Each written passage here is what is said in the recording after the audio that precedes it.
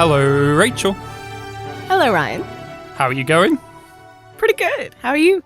Oh, man, I'm high as a kite, Rachel. I'm just so full of yum that I could just jump into anyone's mind and experience their whole life. It's like the mountain's falling on me, Rachel. It's falling on me. The Yum mountain has come down all over me. I'm stuck in the yum. Oh, that's how I'm doing. Just to kind of sum it up, that's only like a minimal amount of how I'm doing. But overall, if I had to simplify it even more, oh yeah, pretty good. Okay, glad to hear it. Glad to hear it. So, we are YumYumPodcast, the only Australian podcast that covers Babylon 5. We're the only Australians that does Babylon 5. Isn't that an achievement? As of we should put August that on our 2022. No, in general. Completely. Okay, so you're banning any Australian... I'm not banning them, they're weak. We're the only strong ones that can rewatch, revisit, and review episodes of Babylon 5. That does mean spoilers, so people, if you're listening to this, haven't watched B5 before, well, I'm sorry, I'm going to have to tell you some harsh truths, and you're going to go, no, la, I don't want to hear those are spoilers, I don't want to hear that. Tough titty. We are going to tell you all Klingon about tough titties? Oh, no, there are no Klingon titties here. That's for Star Trek Discovery, a show we used to cover and will cover again. In fact, after this episode is released, we are going to start our Star Trek Discovery conversations again. So keep an eye out on the feed for Star Trek Discovery conversations to come back. I know certain people are excited to hear our takes on that series again, but Yum. You mean some people are excited to hear me suffer? Everyone loves that. Everyone loves you suffering or you laughing at my jokes. Those are the two extremes. Nobody wants the middle ground. Everyone wants either that or that. So we are called Yum because Star Trek Discovery had a character, that's a bold phrase, a character, had an individual that said yum out of nowhere with no rhyme or reason. It was nonsense. And we looked at that nonsense and said, no, let's put that in our everyday life. We put that in the name of the podcast. We rate and review things from Yum. We look at things through Yum. And we're talking Babylon 5 today, but we brought in a guest. Somebody who is going through Babylon 5 for the first time themselves. Somebody who's now in the final season of B5. We've got Julio from the Contrarians. Julio, how are you going?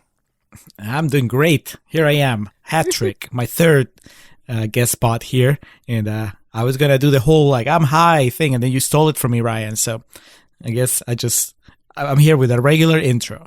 And yes, I'm 2 episodes into season 5.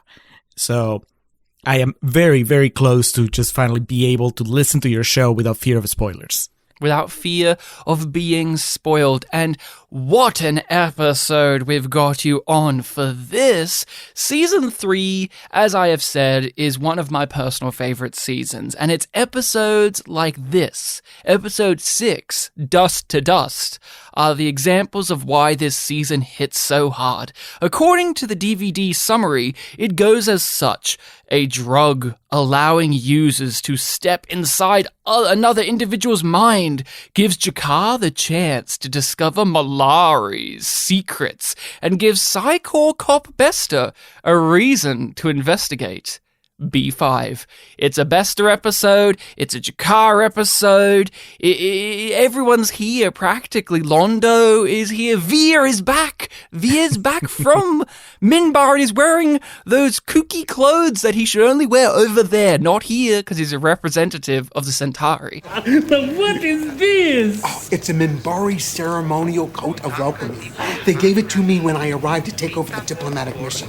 I had to have the sleeve shortened. Do you like it? Yes, it's very nice. Wear it when you're there, not here. You're a Centauri, remember? Going back to, this is not even halfway through season 3, I think, and it's just such a different setup for the show at this time compared to where I am now. And just watching the beginning, I had this weird feeling of nostalgia for the way things were in season 3 versus the way things are in season 5. And it's not that I don't like where things are in season 5, but it's just so different. I'm like, Garibaldi was this way, and Ivanova was this way, and Sheridan didn't have a beard, and all that stuff. So it just felt, I wouldn't say it feels like a different show, but it definitely feels like a younger show. And it's a distinct era of the show. Yeah, Jakar Absolutely. is still in that very much angry phase of his life. You got Londo is scum. But he's kind of Yes. trying to be better. Not really. He's still kind of scummy. Like, he's tried to distance himself from Morden. He's like, it was a mistake, it was a mistake. But he's still relishing in threatening the Drazi with blowing up, bombing their homeworld like they did the Narn. So he's still kind of scummy. Yeah. But you were saying, so you have kind of this, you walk here and there's like, oh, remember when things were a simpler time? yeah, I think that's the right word, because I was going to say, it's not that things were better in the sense that, not quality-wise, but as far as, these are not the good times. I mean, I remember watching season 3 just being very uncomfortable with everything that's happening on Earth, and even more so than with the Shadows. And so going back to this, I'm like, yeah, that's right. That's when that was the main concern of the show, and that was what worried me. And now it's more of at least with the end of season 4, the beginning of season 5 is more, it just feels a lot more ideological, like the problems are going to happen. And so this was, I don't know, obviously the Earth was a problem and the Shadows were a problem, but there were problems that you could kind of shoot at and try to outmaneuver. And it feels like towards the end of the show, it's going to get a little trickier because the solution to the problem is not going to be as easy. Yeah. It's much So yeah, it was cool. I easier. mean, I enjoyed going back and revisiting. It's like Rachel said, like a different era of the show. Yeah.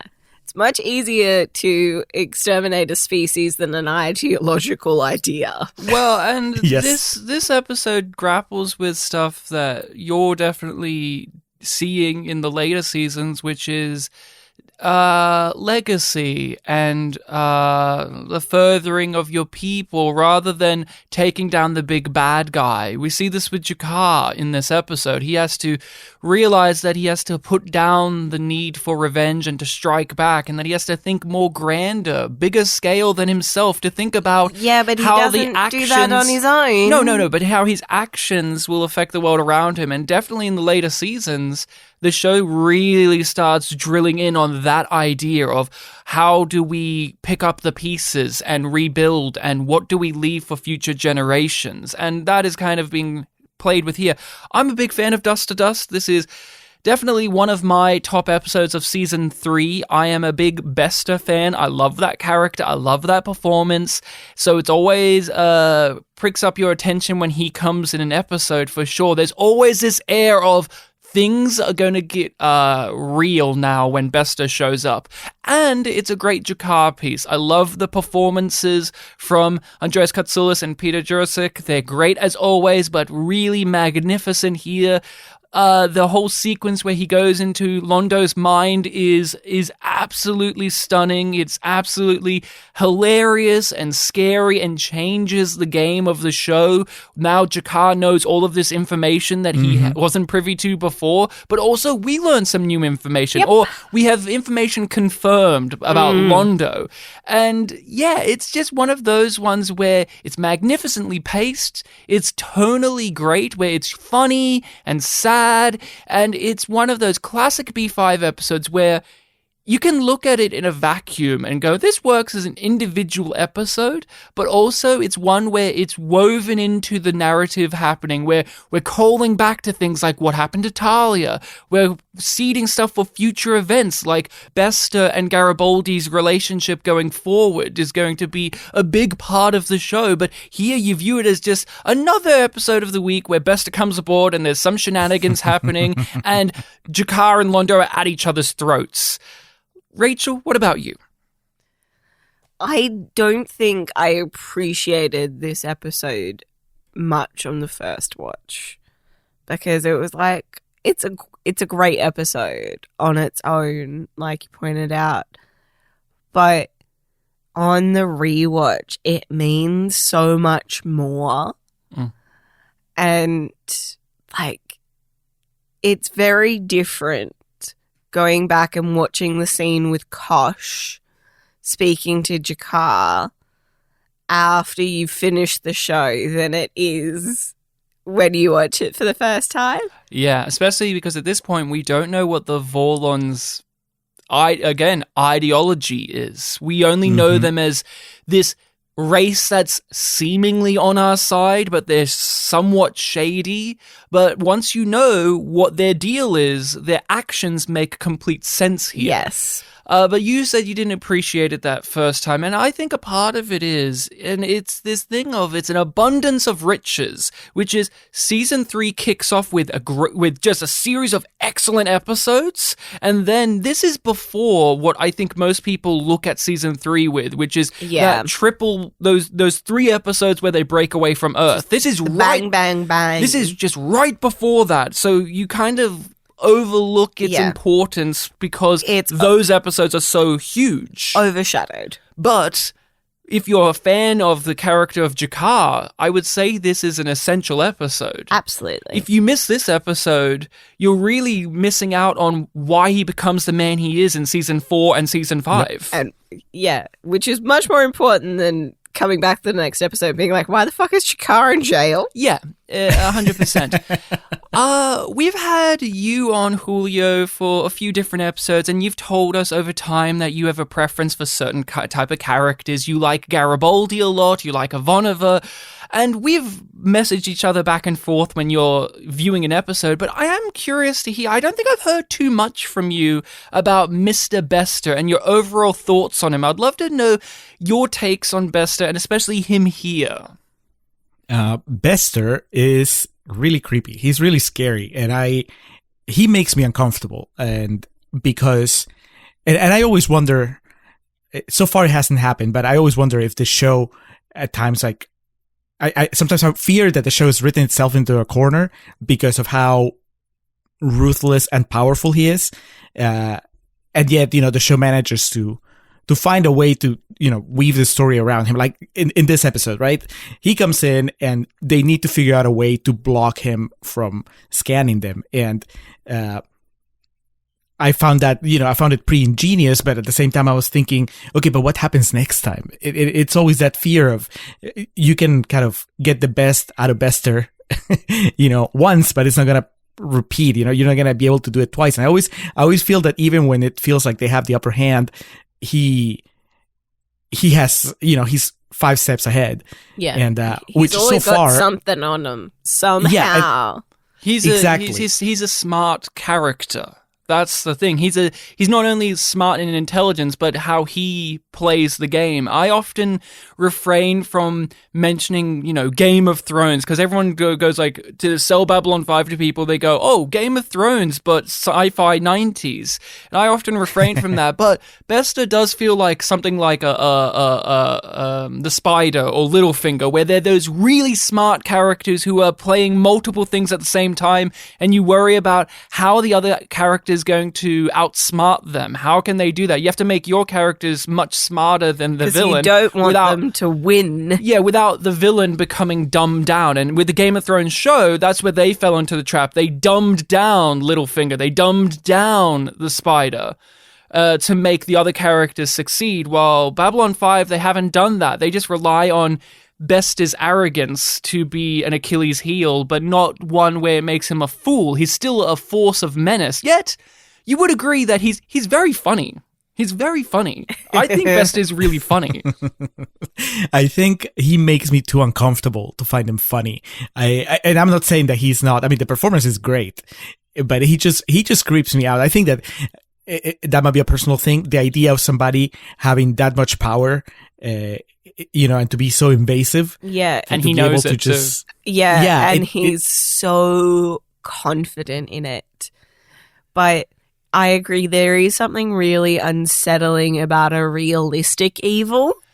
Yeah. And he's always smiling. That evil ventriloquist doll-like smile of his. Like, I have a laugh because I think Walter Koenig is amazing in this role. Everybody does. I think everybody kind of agrees that this is better than this is better than anything he ever got to do in Star Trek. I mean, one, he gets to act for a start, but I don't know, he is funny. I think they lean into him being funnier as the show goes along. The pinata line, but even him with Garibaldi, one of your favorite characters, telling Ivanova, "Oh, I've got your favorite person waiting on Gold Channel," and then the TV pops on and it's just Besta's close-up face smiling, just being like extreme close-up, extreme because he's in his ship. That was Garibaldi being funny. That was not Besta being funny. But Besta's funny as well because he's just smiling. He's like he knows. He's like, "Hey, it's me." like he's smiling because even he knows. And there comes a point, you've seen it, where it comes a point where when he comes on to Babylon 5, he'll be like, "Have you got the brig ready for me, boys?"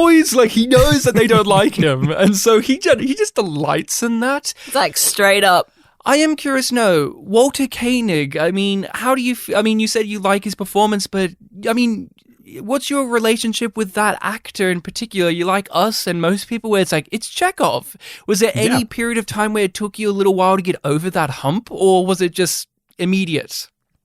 No, it was because, I know Chekhov, but I've never watched the original show, so I know Chekhov from the movies mostly. And he's obviously one of the main characters in The Bridge, but he's not somebody that made such an impression that I wouldn't be able to take him seriously as a villain.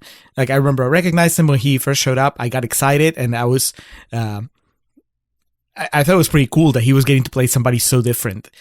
And then that was it from like the first episode. I'm like, all right, so that's the character and that's how he's playing him. He's so different and so believable that it was never a problem of, detaching his Star Trek persona. Now, if you got, let's say, William Shatner or Leonard Nimoy or somebody else, that probably would have carried a lot more baggage and I would have had a lot more trouble maybe. Yeah. Buying them as Bester or somebody Koenig's like that. A smaller piece in the Star Trek puzzle, so you can see him transition into something else easily. Yeah, and I think for most people it's just a surprise because you don't know that he's capable of this type of acting when you watch Star Trek. You just know, oh, he's the guy that says, "Take me to the nuclear vessels" and stuff, and you think he's just kind of that dopey guy. But here, it's the opposite. He's super clever. And to even hammer in the point further that Julio's bringing up, there's so many countermeasures that they have to do in this episode. Like they have to rely on Delen's help to fix up what Besta's going to do. But what makes Besta scary, what makes him even more unsettling is he gets underneath our character's skin so easily. Whether he's trying to rise Garibaldi up emotionally by mentioning Talia, or I think one of the most important scenes in this episode, which is full of so many amazing scenes, which is Ivanova's reaction to him coming aboard the station and how she decides that she's willing to throw it all away to get rid of Besta. And I think it's one of the most nail-biting scenes because she's going to do it. There's no doubt that she's going to kill him.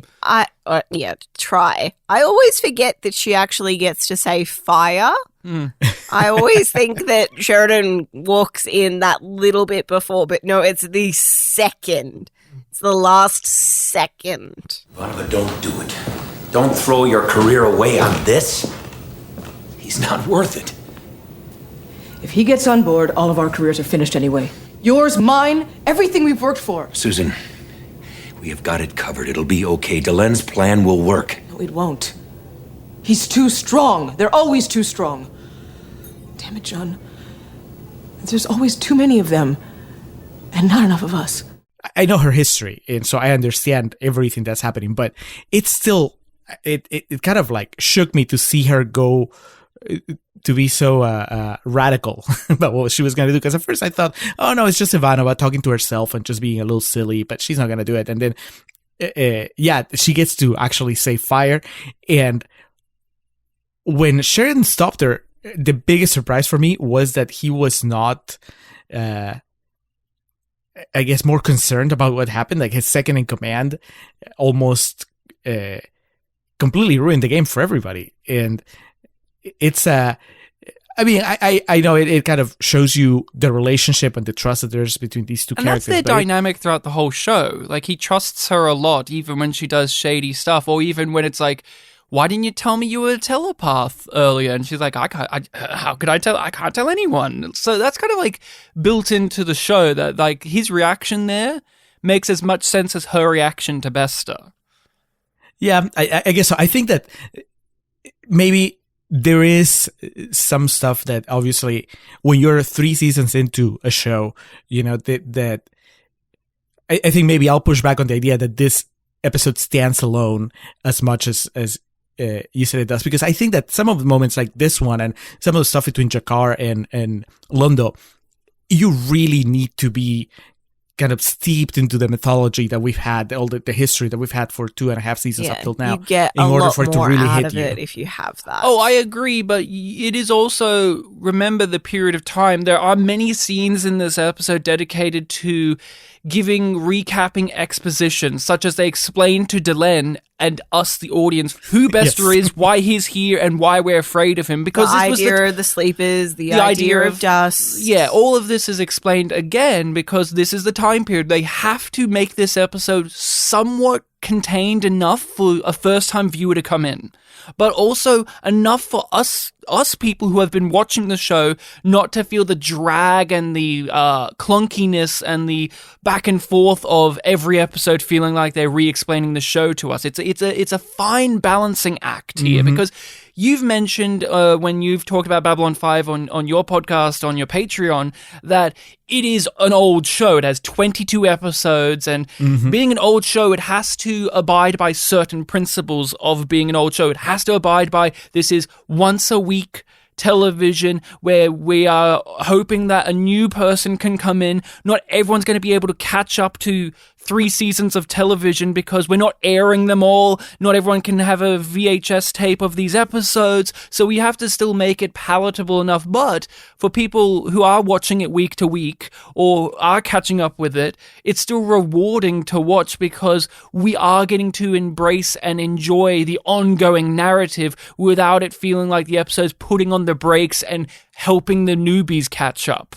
And that is something that is very different now in television. In television now, you can't just pick up an episode of Mad Men or of Game of Thrones or so on and so forth in season 5, season 7, like as easily as you could in 90s television. And so that's kind of the game being played here. Now, we know Babylon 5 is trying to push the envelope with that. It's trying to be far more of a serialized show. But at the same time, isn't it kind of crazy that an episode like this is relying on the audience to remember things that may have happened 2 years ago? But I think that this is actually, it's not just a turning point for Jakar, but it might be kind of a turning point for the show itself, because I think that we are reaching, at this point in the season, that point where you can only do so much when you are doing the casual recap between characters. Like, let's say if I watch this episode as somebody that this is my first episode of Babylon 5 ever, I don't think they ever explain, what exactly happened to Jakar's world and why he would be so shocked when he goes into Londo's mind and all that stuff, right? And that's fine. Like, I didn't need them to explain it, obviously, but and I wouldn't have wanted them to. Even as you go forward, season 4 and then season 5, like, there's just no way that you can explain everything that has happened to take you to those places. And I mean, that's just that's just how the cookie crumbles. It's like if the story goes on for long enough, at some point you just can't recap it. So, but I think that this episode is kind of like right in the middle, where you can still get away with doing, with having them give Delenn kind of like the Cliff's Notes of who Bester is, and they can still pull it off. Like, I don't think that you can do that in season 4. No. if you had to like explain everything that Bester is. And season 4, as you've seen, isn't interested in that. It is just like every episode bleeds into the next. It's like bam, bam, bam, bam, bam. It's very efficient in that manner. Bester comes aboard the station after Ivanova tried to kill him. And again, he waves that big dick energy because immediately he comes on the station and he says to the guards, "What the hell just happened out there? I sensed oncoming danger. I was left stranded there. I need to know what's happening." And he storms off. And when he storms into Sheridan's office, like he's ready to throw his weight around. He's ready to throw that power and that authority given to him around, because guess what? He's a cop, which will be very important in the episode, because they like to really highlight in this episode, Bester's a cop. And he's going to do cop stuff, and he's going to highlight certain things about other characters. But I love he storms in there, and he's immediately disarmed. He just looks bewildered at what he sees. And Sheridan has that great line of like, Nothing like ruining a Cyclops' day with a level playing field. And he's got such a big shit-eating grin on his face, Sheridan. He's just like, yeah, Bester, what are you going to do about this? And this is their way of trying to counter Bester. This is their way of making it even and giving him an ultimatum. Because he is too powerful. They can't trust him. He's shifty and he's done evil things in the past. And the Psychor is something that no one likes. I adore. And Rachel, I want to hear your takes on when they are outlining what they're going to do. And he asks Bester, now, do you want do you want the truth straight up, or do you want like it to be nice and fluffy for you? And he goes like, I want it straight up. And Sheridan just says, I don't like you. I hate you specifically. I don't like your badge. I don't like your uniform. I don't like the Psychor. I hate everything about it. It's just this episode is a venting point for every character in their own way to say, I hate you, Bester, or I hate Bester. It's fucking great. How do you feel about all of that? Because we're rewatching the show. We've all seen everyone kind of get fed up with Bester's bullshit and have to take it on the chin. This is the first real proper time where they can just say straight out the gate, I hate you. I hate you, and we're going to punish you by giving you these sleepers, or you can fuck off. It's great. I fucking love it. It's just so delicious. And it's just like, oh, I want to see you get your just desserts, you filthy, disgusting, technically human being. And he's saying the old party line of, no, guys, I'm here to help you. You should appreciate that I'm actually your friend and I'm here to save your butts. And you just can't see that because of your own bigotry. Coming from Bester, which is fucking rich, by the way. Mr. Virtuous himself. This is the same guy who, like, previously we saw him try to empathize with Garibaldi by being like, I have a wife and kids. See, we're both humans. and Garibaldi rolling his eyes like, nice try. I gotta say, though, Rachel, this is Bester. He comes on board and he's doing his usual thing, which is there's a problem that needs Psychor to come in and fix it up. He's here to do it. And this is them coming up with a different way of making that story happen. Yeah. Which is to take away his power, his actual power of having psychic abilities. Do you want to walk us through what this is all about and what kind of proceeds forward from here? Franklin's like, I came up with the sleepers. And I like the little detail that he had to like work backwards from a formula, because of course the Psychor doesn't share that information. Why would they? Why would they? I love how confidently Bester takes them. Like, he's like, no, okay, this is what I gotta do. Well, we're moving forward. Because he believes in what he's doing is the right thing. Yeah. So it doesn't matter. No. And he also knows that even though his power is one of his skills, it's not his only one. Well, his psychic abilities isn't his only power that he has. It's the badge and the uniform and the actual power given to him by law. Yes. Like, they've just taken away one of his tools, and it's the one that he relies on the most in their view, but he knows better. He still is as threatening and as formidable as a foe as he ever has been. And I think that is a brilliant move, because you could neuter the character by making him just the guy with a super brain. And every time he comes on, they're worried about him reading their mind. But instead, the episode focuses rather on the other aspect of his role, which is he's a psi. They've removed the psi, but he's a cop. So they're focusing on the fact that he has inherently picked up abilities that a cop has, like Garibaldi. And this is where we get almost like a sitcom-esque premise, which is the two opposites paired together and they must work together to save the day, which is Garibaldi and Bester are buddy cops, and they have to figure out who's bringing dust on to the ship, and dust is this substance that we've heard about since The Gathering. Julio. Isn't that amazing to think about? Even the drug dust has been set up since the very first episode of the show. You probably know the answer to this. I hope you guys do. Because what I didn't remember dust until they brought it up here, but the pairing of Bester and Garibaldi in just basically almost every interaction they have in this episode up until the very last one, did they already know what was going to happen with these two characters? JMS did. A season later?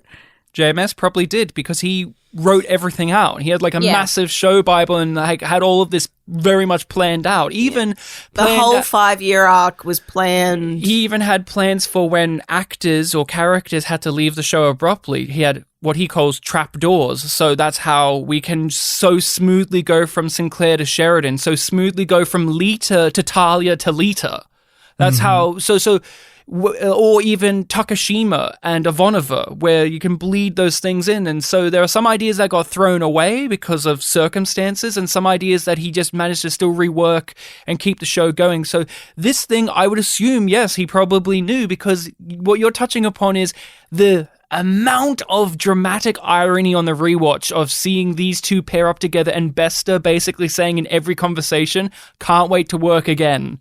And you know when they work again next season is when he ruins Garibaldi's reputation and fucking life for a whole season. It's insane. Because watching it, I was like, holy cow, if this was, whether it was intentional or not, it still works as a season, a whole season of setup. They're setting things up almost 2 seasons ahead, because the reveal is not until late in season 4. So it was, it made it even creepier. For what it's worth, Mr. Garibaldi, I enjoyed working with you. We made a good team. Perhaps we'll do it again sometime. Not a chance. You're a fan of Garibaldi, Julio, so I want to hear your overall takes and thoughts on Bester and Garibaldi's buddy cop journeys in this one. I had to get past the hurdle of...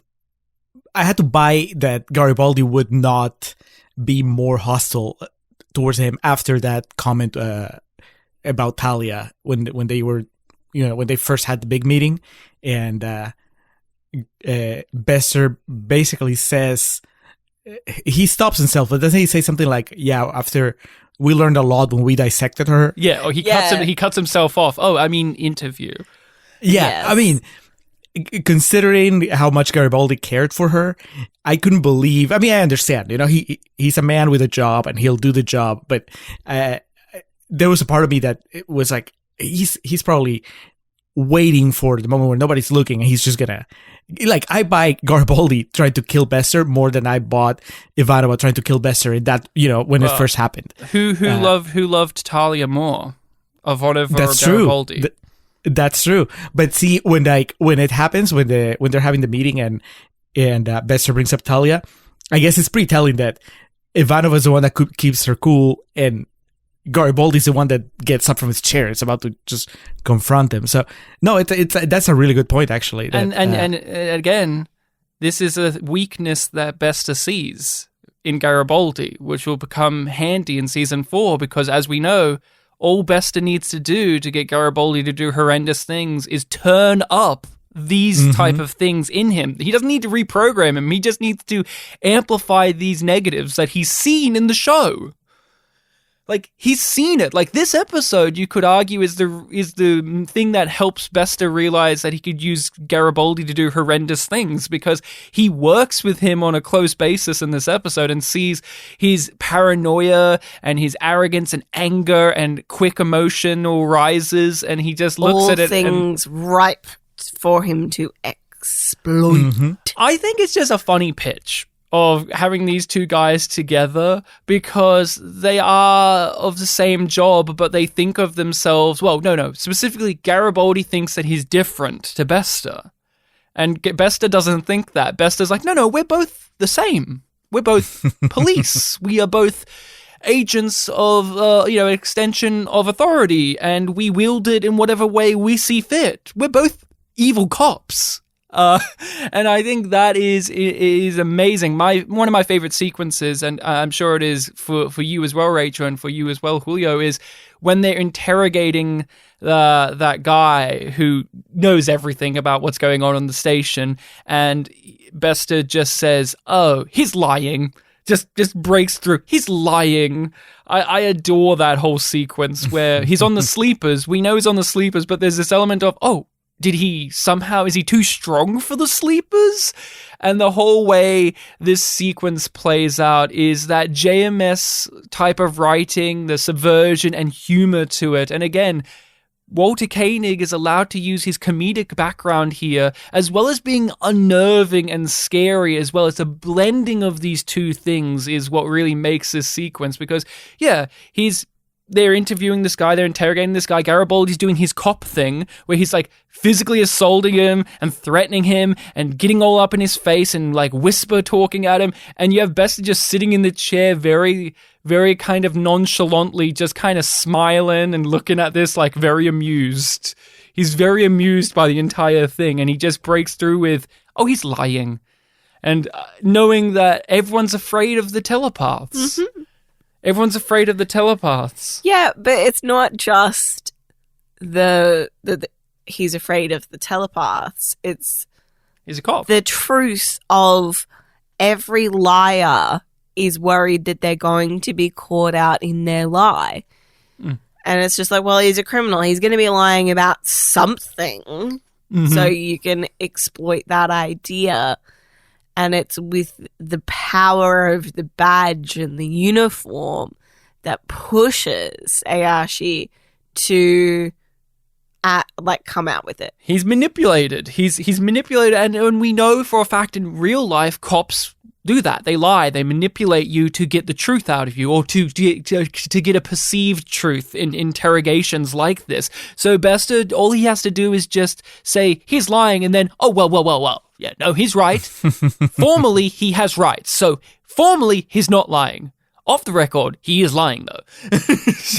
And so you completely throw the dynamic off, and then obviously the sequence ends with Garibaldi confronting him about what he just did. Like, Garibaldi's confused. He thinks, didn't you take the sleepers? Don't you have your abilities turn off? And Bester reveals, yeah, I played him.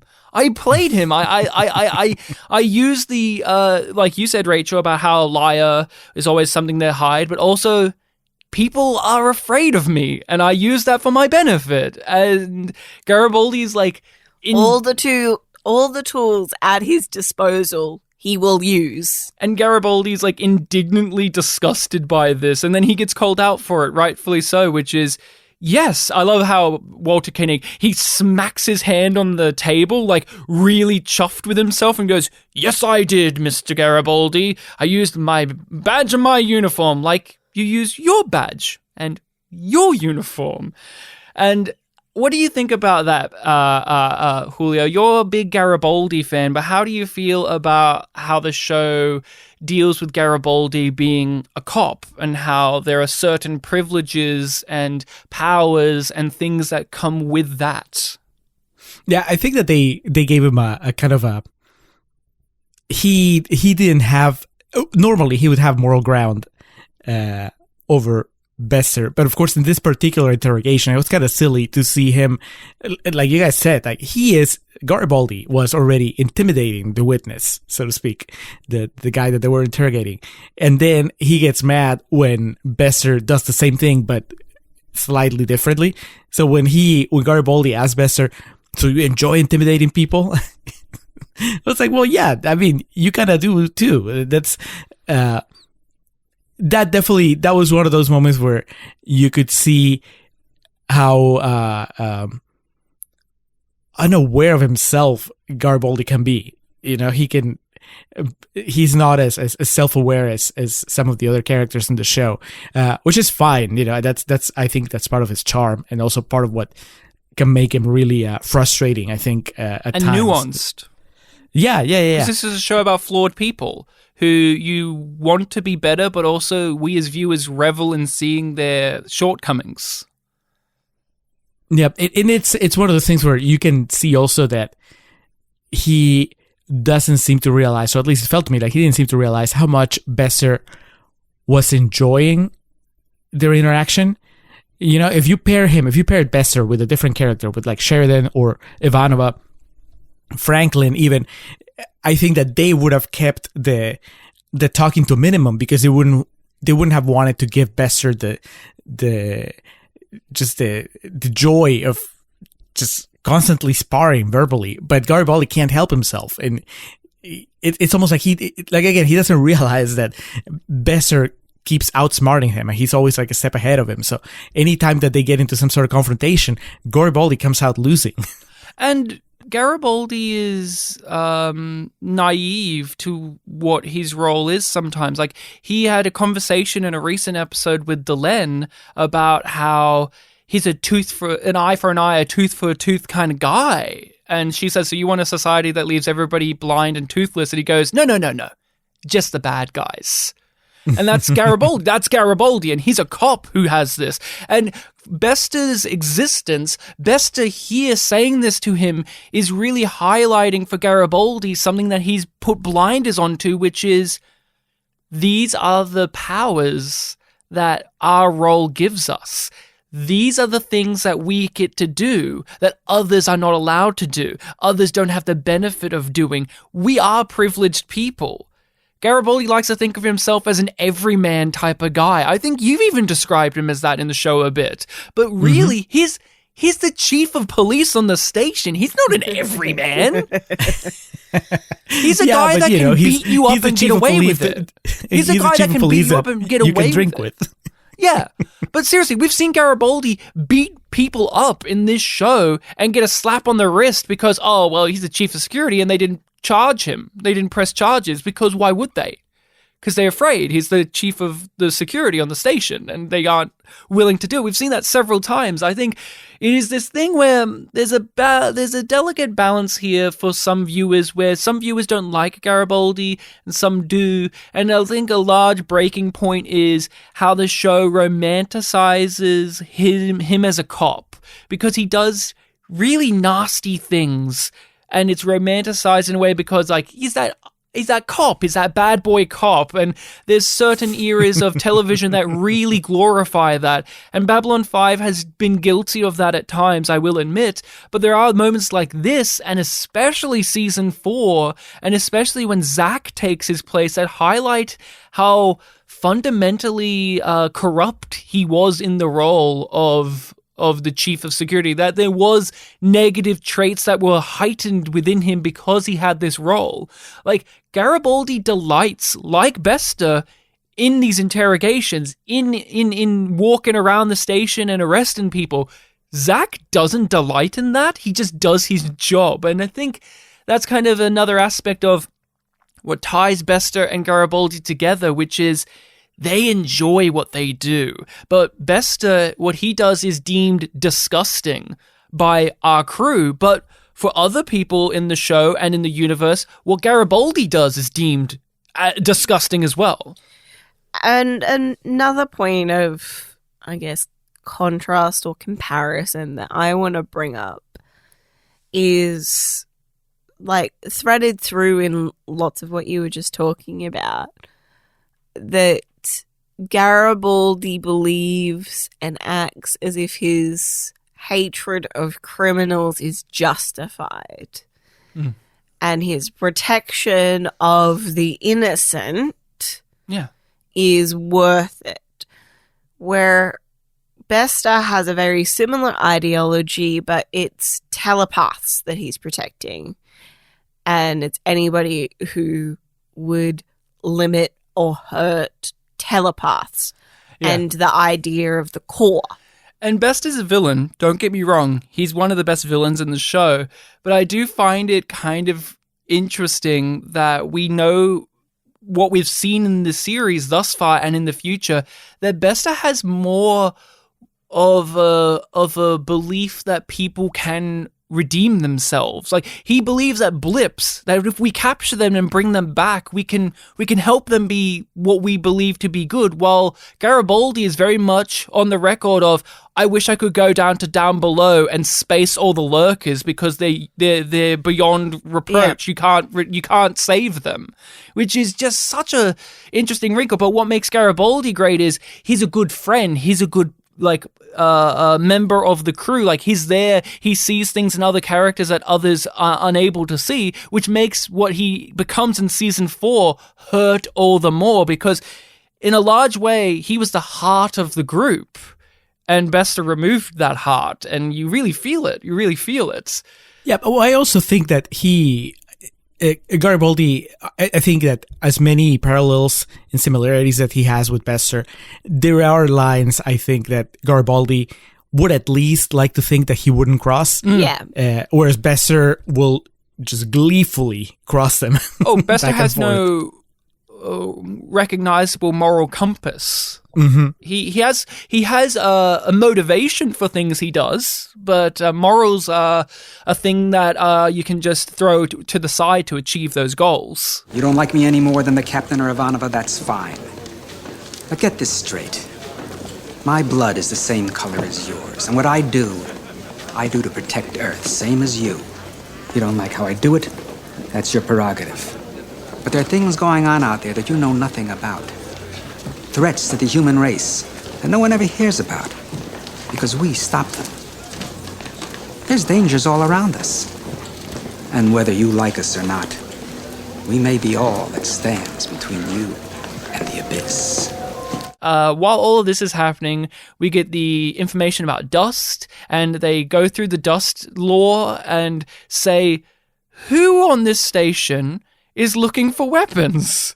Who would want weapons that could be smuggled and not traced? Hard comedy cut to Jacquard buying drugs. Just getting drug samples. I adore that. What I thought species has been involved in other arms deals? Garibaldi, do you know anyone? Hard cut to Jacquard. And he is there, and he's in his room, and he's in full, like, villainous mode. Like, he's very, like, curt and abrupt and very leaning into that almost Shakespearean-esque line delivery that he had in the first season when he would talk to people, when he's talking to this drug dealer. The I don't need to explain myself to you type of attitude. And I was curious to hear your thoughts on Jacquard in this moment, Julio, because this is, like, this is the first time we see him in the episode. Like, we're nearly halfway through the episode, and now Jacquard enters, and he enters with an absolute mood in mind. How did you feel about that? Yeah, rewatching it, this was where I was like, oh, it's this episode. It's the one where Jacquard gets high and goes on a rampage. It's funny because watching this, it reminded me of how there are times in the show where I've had trouble grasping Jacquard as a character. Like Londo, he's a lot easier. I think it was a lot easier for me to chart his progress of, his fall from grace, his corruption, and then his attempt at redemption, and then his eventual, I guess, somewhat redemption, and so on. With Jacquard, I was never quite sure where I stood with the character, at least during the first couple of seasons, and by the end of this episode, I think there's a very clear direction where I think the show is very clear about where the character is gonna go. But up till now, like, I knew, like, it's like I feel bad for the guy. He's definitely, the underdog in a way in this alien war that's been going on. But I also, because there are times in the show where he's very sympathetic, and there are times in the show where he is not, and I guess that makes him like Londo. Just to compare with Londo, because they're usually the ones that are button heads the most. Like, yeah, Londo, he can be funny, but you kind of like speaking of moral compasses, like, you kind of always know where his moral compass is pointing in a way. And with Jacquard, like, I don't know that I always felt that I was on solid ground when it came to that. And I think that probably if I were to rewatch everything, just knowing where his character ends up, or at least where he is right now, where I'm watching, I might be able to like see the path that he was walking like a little more clearly. But I think you guys might have mentioned it too. I think when you were recapping even like season 1 about how it, like the character that he's in season 1 is just so vastly different from the character that he is, in later seasons. Whereas somebody like Londo, you always see the seeds of what he was going to become. Like, you do see the seeds of what Jakar is, but they are very different. Where Londo, they both fool you. That's the thing. You fooled into thinking that Londo is going to be this funny this funny comedic character that's going to be all laughs, and he's going to be fun and all laughs and smiles, and we're going to have a jolly old time with Londo. And Jakar is presented as the embittered villainous character. But underneath both of those things, you see what their character arcs are. We always saw in season 1 that Jakar was reasonable. Like, there's a line from Delenn in season 1, which is, I think it's something along the lines of, Jakar's just angry. Like, him and his people are angry, but that doesn't mean that they can't be reasonable, while Londo looks at them as just filled with nothing but hate. I would suggest that there is a difference between being unreasonable and being angry. Ambassador Jakar is angry much of the time, but even the greatest anger fades with time. My dear Ambassador Delenn, I am sure that for you this is true. But for Jakar and his people, they will do all that they can to destroy us until the universe itself decays and collapses. If the Nans all stood together in one place and hated all at the same time, that hatred could fly across dozens of light years and reduce Centauri Prime to a ball of ash. I think what you're grappling at, and this is what this episode does, which is Jakar was lost. That's what he was. He was lost. He was emotionally rudderless because every single time he tried to be a good person, reach out his hand and accept the last best hope for peace, Londo would fuck it up. Like, end of season 1, he's like, you know what, Sinclair? I agree. We're at a crossroads. I don't want us to go to war. And then what happens? 10,000 Nans are brutally murdered by Londo. And then the same in Coming of Shadows, where it's like, the Emperor, he wants peace? I'm willing to give it a chance. And then Londo crushes it. So it's like his character he wants to be good, but there's no motivation for him to do that because the world around him stomps on him. And I think that's relatable in a way where there's like, you want to be hopeful about things. You want things to be better, but then sometimes life deals you a really shitty hand and you just can't. And I think here we're at that crossroads because he has been confronted time and time again of what is the right way to fight back?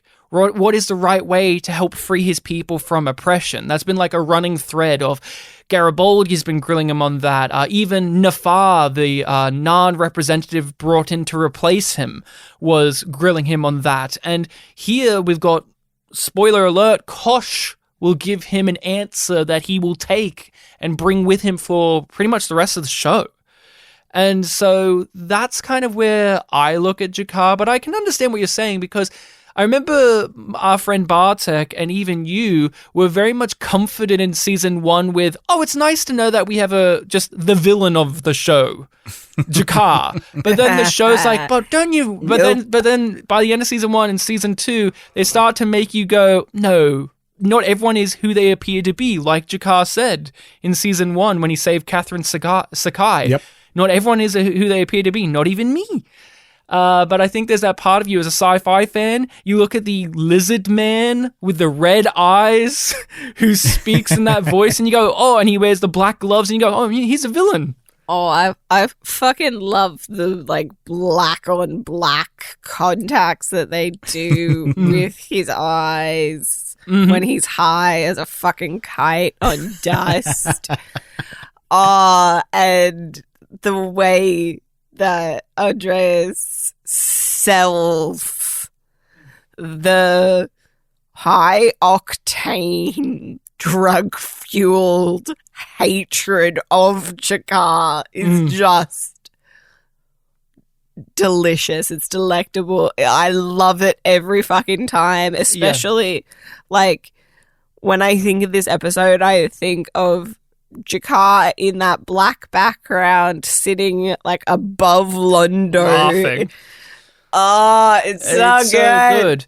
The Narn are an interesting race in the show as well. We know them to be a strong people, a proud people, religious, but they are definitely defined by their oppression, and they define that for them as well. They since season 1, it's like every act they take is an act of justice and or revenge because they were oppressed and they can't move past it. Jakar has been unable to move past it. Hence, in this episode, to help him move past it, he sees the vision of his father who was killed under the oppression of the Centauri, and that helped motivate him to become the man he was when we saw him in these first 3 seasons. And I think that is an interesting wrinkle of we have to start deconstructing that because we have to make it more layered and we have to make it more fascinating to watch because there comes a certain point where if you just keep playing the victim card for the Narn and for Jakar, you start to lose that sympathy. I'm a big fan of Deep Space Nine, but I got tired of the Bajorans feeling so sorry for themselves because that's the note they always played. They always played that note.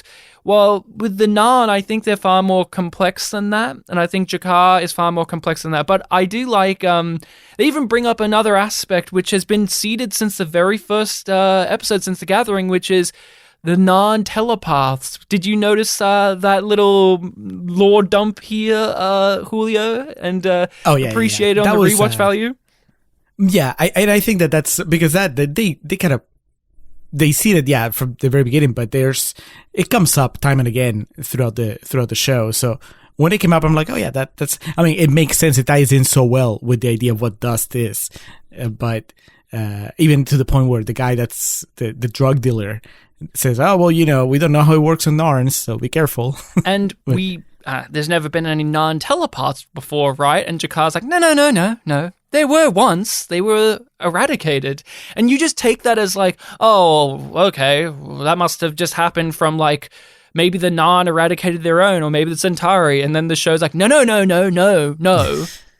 No, we're gonna actually give you a really interesting answer to that. That's another piece of you rewatch this, you revisit this. It's not what you think it is. It's a nice moment because it always gives me like it perks up my attention. Going, wow, JMS, did he plan this out? Which is yes, he did plan this out. But like you, Julio, when you're looking at certain aspects coming back, you do wonder like how much of this was really mapped out, because it really does seem like they're playing this like 2-3 seasons ahead type of deal, which it's beyond 3D chess levels. Yeah, and again, I think there's an aspect to, and is this just me? And there's an aspect of, because this is a show made in this time period of television, you just don't think that they would plan things out this far ahead. Is that a thing at play? Yeah, definitely. I think that's definitely part of it.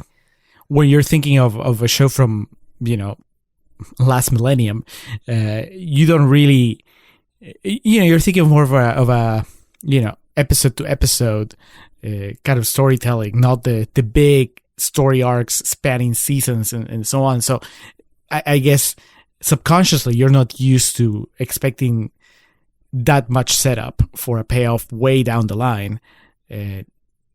But I mean, it makes sense. You have like the one voice guiding everything, so it's a little easier to accept once you remember, that JMS was there from the beginning and that he had planned it out, and all that stuff. I just want to press on you. You've talked about, like I mentioned, about how there are some aspects of Babylon 5 that just hold you back because it's from this time period, like the amount of episodes and things of that. And just, we have a certain infatuation with modern, like we're spoiled for what modern prestige television has defined what TV is. And I am curious to ask you, since this is your first time and you have had some criticisms about the show from this modern lens of, would Babylon 5 be as impressive if this was like a modern show, like in terms of how much it seeds things and pays things off and how long it waits to do that? Or is it more impressive because it's from this time period? No, I think that the main reason it's impressive, regardless of when it was made, is just because it works. Because you can have shows today that have a big plan, but it's in the execution, right, and how it holds together. I mean, you can have somebody set up something that's going to pay off 3 seasons down the line, but if I don't care when it pays off, then it really doesn't matter how much they planned it. And I think that what makes Babylon 5 special for me is just that when those payoffs happen, when you see, when you have the big reveals or the big turning points, that you are invested and it works, I would, we do have, or we may have that Babylon 5 reboot, remake coming up, and I would be curious to see how they condense the storytelling. What you can do. Can you make the story even punchier if you, instead of having 22 episode seasons, you have, 12 episode seasons? Can you make every season 4 where it just is bang, bang, bang, bang, where it's right. relentlessly, every episode is just one episode into another. Yes. There's that. But I was just wondering this because I think there's a different landscape for how we view this now, where the internet existed at this time. JMS was always interacting with the fans on the forums and the chat boards and the Usenet groups and all of that. I don't want to deny that. That was a big part of this. But I do think if there's this thing in the modern landscape where episodes of TV don't exist in the way that you can just watch them. Everything is analyzed. There's 15 million YouTube videos, and it's we've zoomed in on the background, and did you notice that Easter egg that's actually foreshadowing this thing? And we have podcasts where we theorize, and everything's deconstructed. So in a way, when I watch shows and they do pay off the things, I don't feel as satisfied because we've already guessed it. We already figured it out. We've already deconstructed 100%. it. And then you have shows like Westworld where the creators go, oh shit, the audience figured it out. So they completely change it to outfox the audience, but it doesn't make any sense because that's not what they set up. That's not what they made. Season 2 of Westworld is very contentious because the creator of the show infamously did that, where he's like, oh, the audience figured it out. I'll change it. And so that they were wrong. And it's I do think there is a little bit of that here with B5, because then we get into Jakar storms through into Londo's room. And we're going to get a lot of intense stuff here. Some still funny stuff, but I love how it opens with a bit of a funny thing, which is Via goes to answer the door. Mm-hmm. And you just hear things fall, and Londo's just Via, you stupid character from season 1. What have you dropped now? Remember when he was a goofy character? A silly character, Via? Well, Londo still thinks so, and I just love he turns around and there's just Jakar holding up Via and throwing him to the ground. He's super strong. I can see that you're obviously quite upset. Not quite yourself. Perhaps we should. Yes, we will. Let's take a dive into the trip that Jakar has in Londo's brain. Do you remember what your reaction was to this? Because this is the first real time Jakar has ever really confronted Londo, fully confronted him. The elevator scene is very different in its confrontation of... Where he was just going to let him die? Yeah. Not touch him at all? Yep. Oh, that scene's so good. That subplot's so good. It's intense, but also humorous. It does both of those things with such an even and level hand that it makes it look effortless. And that's because of the writing and because of the performances. Because these actors know who their characters are, and their characters are being very true to themselves. So when Jakar enters Londo's mind and gets to see when he was told that he got the job on Babylon 5 and how he mocks him. It's just yes, yes, yes, yes, yes. And you're so enthralled by it But at least for me, when I'm watching that, I'm always like, yeah, but Sheridan said that you see these people's whole lives in minutes, and it's gonna turn really fast. Oh, and Jakar is Mr. I'm gonna rip it from you, neuron by neuron. He's gonna do it. He's gonna, and he has to be stopped. But before we even get into him ripping into his mind and doing all of that, I remember viscerally being enthralled because I was finally having that tension released because I was waiting for these guys to finally go at it. Something's got to break and they're going to go head to head. They've got to go head to head. But then this is a piece of media that manages to do this. It's obvious what they're going to do. Like, he's going to find out all of this information and that's going to be big. But I was 2 steps behind going, oh my God, how could he do this? Like, no, Jakar, think of all the fallout that's going to happen from you, and being absolutely gutted and blown away by how violent this is. Like, we see Londo all bloodied and begging and Via's on the floor, and Babylon 5 will occasionally throw me off with how just violent it can be. Like in season 1 when Natoth beat up Deathwalker with a wrench. Just sudden, quick violence, and it just throws me for a loop in a way that is effective, in a way that really hits, where I was just staggering to catch up with all of this information. This is overwhelming to me. Even to this day, this is overwhelming because there's so much happening. You go, guys, I remember the first 2 seasons where JMS would meticulously and slowly set up all of these pieces, and now he's just smashing down the house of cards he's built in one foul swoop in this scene. They're triangles? The triangles, yes, the chrysalis device. But no, he's just smashing it all down in one foul swoop, and I go, no, you can't do that. You've been meticulously setting everything up. Like, I wasn't doubting that this would all pay off, but I was just completely beside myself that this wrecking ball just came through, because there's no way things can be the same. Yep. After this. You can't. Everything has changed. You can't be the same after him walking through that door and grabbing Londo. You can't. You can't go back. You can't put the genie back in the bottle.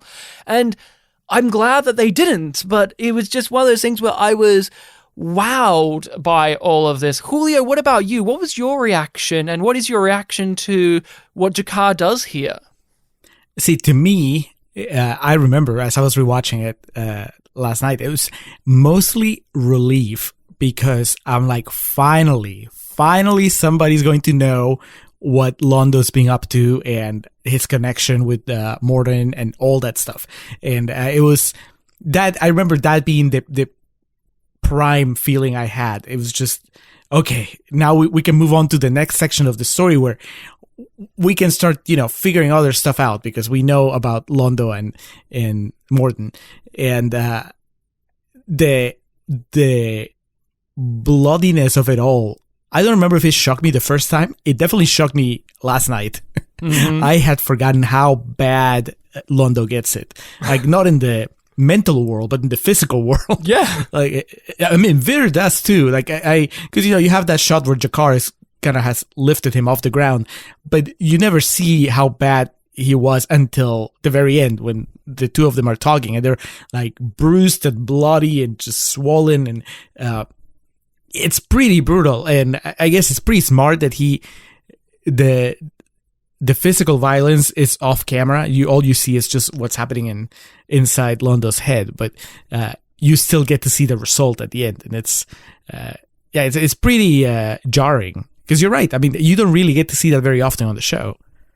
Yeah, it is a confronting thing. What was how do you feel about the first thing he sees in Londo's brain, which is why Londo was assigned to Babylon 5? See, that was not much of a surprise for me. Like, I remember thinking that makes perfect sense.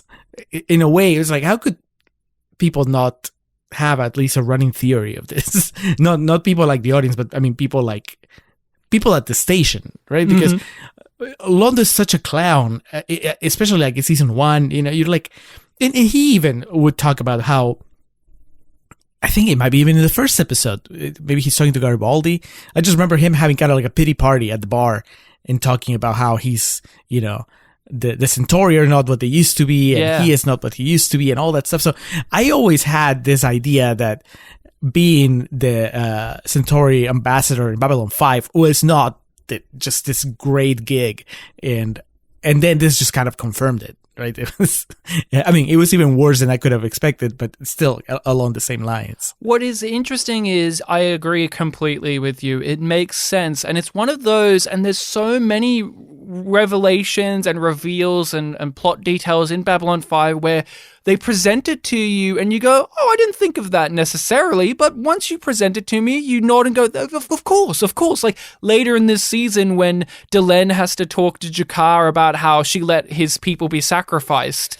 And it's like, oh yeah, of course that makes sense. Of course you did that. But I didn't think about it immediately. And this is one of those where it's like, oh, with everything I've seen of Londo, this makes sense. What my takeaway is not only Jakar knows and he's going to mock him for it, but it is, oh, this is just another slight, another belittlement, another insecurity of Londo's that's motivated him to do everything he's done in the series. Because wouldn't that gnaw away at you? That this mighty empire, that the emperor himself looked at him and said, this guy's such a joke, send him to the place where he could possibly die. Yep. That would just make you so bitter. And we know Londo feels so bitter about the role he has to play in Centauri culture, but he does it anyway because it's what's expected. He bites his tongue and hurts himself over and over and others over and over again to maintain and keep up the appearance of what it is to be a Centauri, including coming to Babylon 5, knowing that it's a joke, knowing that it's a punishment in a way. He still does it because that's his role. It's like when somebody finds out an embarrassing story and it's just like, you know that it's always going to be in their mind whenever they talk to you again, or at least for a very while, like it'll always just be there. Right. It'll always just be there as like, and it will always undercut the power that Londo has over Jakar. Who would believe it? The great and powerful Londo Mollari got his job because no one else was stupid enough to take it. Get out of here! I have nothing to say to you! Oh, but there's so much more to see, Mollari. How does it feel to be helpless? To be the victim? Does it help you to understand how we feel? Does it help you understand our pain? The turns that the character of Jakar takes throughout the story are so wild at times. You know, like he goes from being like you said, the bad guy, the apparent bad guy in season 1, and then he becomes the underdog and the victim, and then he becomes this sort of like rebel leader figure. And then a religious kind of icon in a way as well from here on out. Yeah, you know, writing his little book. Yes, he becomes an author, and then he finds religion in a way, you know, and so that is a lot for it to happen, even in 3 seasons that are 22 episodes each. Considering, like, again, comparing it to Londo, you know, the Londo kind of goes more smoothly. He always goes where you would expect him to go. He descends. Yeah, you know, it's like, of course, he's gonna make another bad decision. Straight trajectory down for Londo. Yep. And so with Jakar, it's kind of like, man, 3 episodes ago, he was rallying the troops. And now in this episode, you know, he finds God in a way. And you need a hell of a performer, a hell of an actor to ground you so that you can buy all these moments and all these changes. And yeah, they pull it off. So yeah, here it was happening. And I'm like, of course, you know, there's the rage, there's the delight at what he's finding out. And then there's this, he's also, you know, drunk on power in that moment where the neuron by neuron moment is just, very, very convincing as far as, you know, you think that I have expected him to just completely lobotomize Londo and just leave him as a vegetable for a couple episodes. Yeah, it's scary because you know Jakar to be capable of, like, they always threaten the idea in the early seasons that Jakar's capable of harm, but he never really gets to do it all that much. Like, he he throws Zach Allen over his shoulder Yes. to try and kill Londo in season 2, but he never gets to go there, but you know he's capable of it. And there's that part of you that's like, well, he's this scary alien guy. And yet we have been also seen, no, but he's a gentle person. He's an intellectual. He's almost like you said, like a authory type person, a philosophical man. And you're thinking, no, but here in this moment, I'm utterly terrified by him when he's screaming neuron by neuron, because he's untethered, he's unhinged, and he is going to destroy this person in front of him. And there's a part of you that worries obviously for Londo, but there's that part of me that worries for G'Kar, you can't do this. Once you go down this road, there's no turning back. And that's what happens, right? He gets to see it all. I love that too, of, like you said, we finally get somebody other than like Via who knows about Londo's actions, knows all of them, knows all the crimes he committed, and it's the one person that you've been wanting to know this information, G'Kar, the person who has suffered at the hands of Londo, and yet he didn't realize how much. And I mean, the montage of everything's great, but like G'Kar sees it all. He even sees the vision of their death in the future. Yeah. He even sees that. He sees everything that's there, and it all makes sense to him. He's like, of course, it was you. You were at the center of it all. I should have known. And he's going to completely destroy him. And then we get that moment where it cuts away, and he sees his father hanging from the tree, which we've been mentioned to in a previous episode, in the ISN episode, where he told that to the news reporter there about, like, this is his motivation. This is why he's done everything he has done, and that the phrase "never again" is something that motivates his people. And here we have G'Kar's father hanging from the tree, telling him to, be a good man, remember my name, honor my name. And G'Kar gets to see his father die again. I really love, Andres Katsoulis in this sequence goes from like comedic, menacing, he's manically laughing, he's angry, he's shocked, he's in absolute frenzy, and then we get this moment where he sees his father dies and he goes, no, and it's like this childlike whimper that comes out of him. Yep. This He's is a taken masterclass. back to that moment. This is a masterclass of a performance in one sequence where you see all these different shades of the character of G'Kar right here. And then we get this random little Nan guy that pops up. And Rachel, talk us through obviously what's going on here, but also, like, do you remember your overall reaction to this? Because I will just say, I remember being confused. I was like, what is happening right now? I was like, why the fuck is Kosh getting involved in this? Mm-hmm. Like, I know, because that overshadowed it. Like, the reveal, at the end. At the end of the scene, I remember just being like, oh, yeah, G'Kar's daddy. Yeah, G'Kar's dad. And then this other Nan comes up and he's like, hello, it's enough. Yes. It's enough. It's enough. You remember more being it overshadowed instead of the moment being like this strange moment of like, what are we transitioning into? Who's this Nan? You remember more so the end reveal that it's Kosh. It's Kosh. Yeah, it's Kosh creating a vision of a Nan in G'Kar's head. I immediately got that much. Mm-hmm.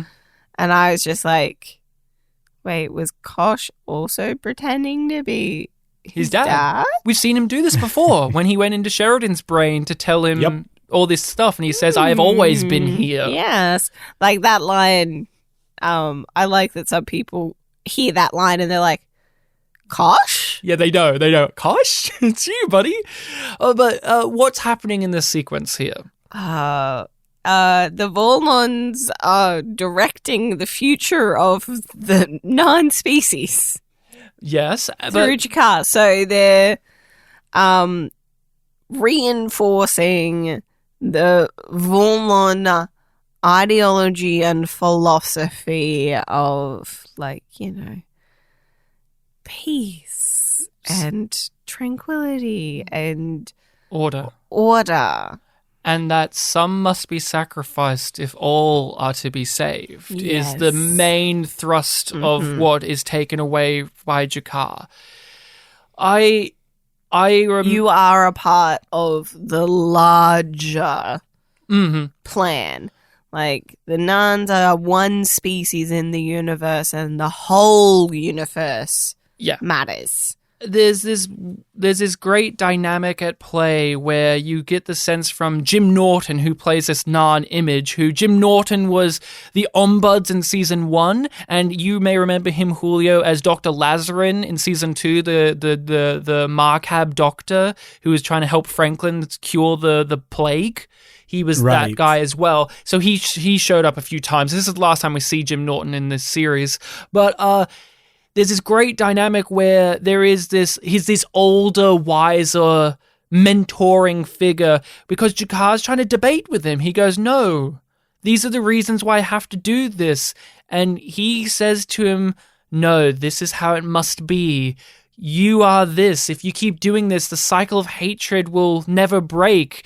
It is the show coming to terms with the themes of itself, because this is no longer the last best hope for peace, because that failed, because people like G'Kar, people like Londo, people like Earth were too invested in their own interests, whether it is interest of power, revenge, or whatever else, to actually allow peace to be a thing. And this is the show confronting that even more so with this Narn telling G'Kar, like, when does it end? Yeah. The cycle must be broken. If you kill each other, no one will be there to say who was right and who was wrong. Which echoes what Delenn was saying to Garibaldi last episode. And echoes things even back to season 1, where we've seen whole civilizations crumble nobody remembered why they crumbled, because they were forgotten in the sands of time. That idea is very consistent. It's very consistent, but here it is being something aptly talked about. And